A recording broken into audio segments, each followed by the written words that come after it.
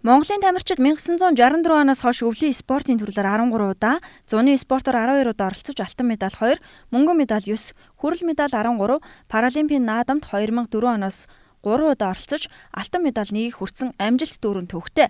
Лондонгийн олимпийн наадмаас л гэхэд түүхэндээ хамгийн өндөр буюу 5 медаль хүртэж амжилтыг үзүүлсэн баг тамирчдын дараагийн талбар Рио 2016 зуны олимпийн 31-р наадам юм а.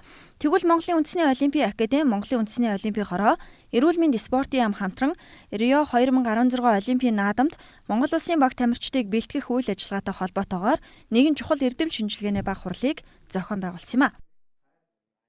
Тэгэхээр энэ хурлын гол ач холбогдол бол ерөөсөө олимп хаяад ирсэн байгаа үед суралт асгалжуулалтын онол арга зүй, шинжлэх ухааны үндэслэл, суралт асгалжуулалтын технологийн асуудал, спортын сэтгэл зүйн асуудлаар бол үнэхээр бодиттой ийм зөвлөгөө, лекц, илтгэлүүд сайхан тавигдсан байгаа.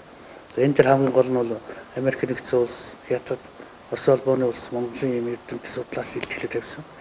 Энэ гол одоо сургалт семинарын ажлыг бол Орос улбооны улсын одоо спортын сэтгэл зүйчдийн холбооны ерөнхийлөгч, эрдэм шинжилгээний хүрээлэнгийн сектор эрхлэгч хүн өөрөө бүр ингэж хийж удирдсан. Тэгээ энд бол би бол ялангуяа бол бид бол маш олзуурч байгаа юм. Яг спортын сэтгэл зүгээр Орос улбооны улсын нэг номерыг үнэрч байна. За хоёр дахь хүн нь бол Орос улбооны улсын үндэсний олимпийн хорооны яг олимпиад бэлтгэлийг удирдах газрын сектор эрхлэгч хүн гэсэн. Энэ хүн бол одоо суралт асгалжуулалтын онол арга зүй, төлөвлөлт, технологи, урлаан тэмцээний тогтолцоо, спортын формын талаар хөндөр мэдлэгтэй шинжлэх ухааны доктор юм байгаа. Тэгэхээр ийм хоёр ийм одоо чухал ийм одоо мэдлэгтэй маш их одоо үнэтэй ийм хүмүүс ирсэн явд бид нар маш баярлж Шигшээ багийн багш засгалжуулсан маш их одоо бол үнэхээр эрэлт хэрэгцээтэй байдлаар хүлээж авсан байгаа. 2016 олимпийн өмнө одоо манай Шигшээ багийн багш засгалжуулагч нарт манай ингэ семинар сургалт явуулж байгаа юм. Маш цаг үе болсон, маш хэрэгтэй сургалт болж байна. За энэ манай 4 өдрийн одоо семинар сургалтад зөвлөмж тэгээд харилцан ярилцах зарчмаар явагдах юм байна.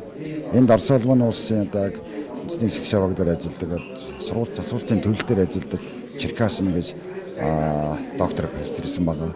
Бас Шигшээ баг дээр нь ажилладаг сэтгэл зүй чиглэлээр ажилладаг эрдэм билгээ судалгааны одоо зөвлөх доктор профессор Сопов ирсэн байж байгаа.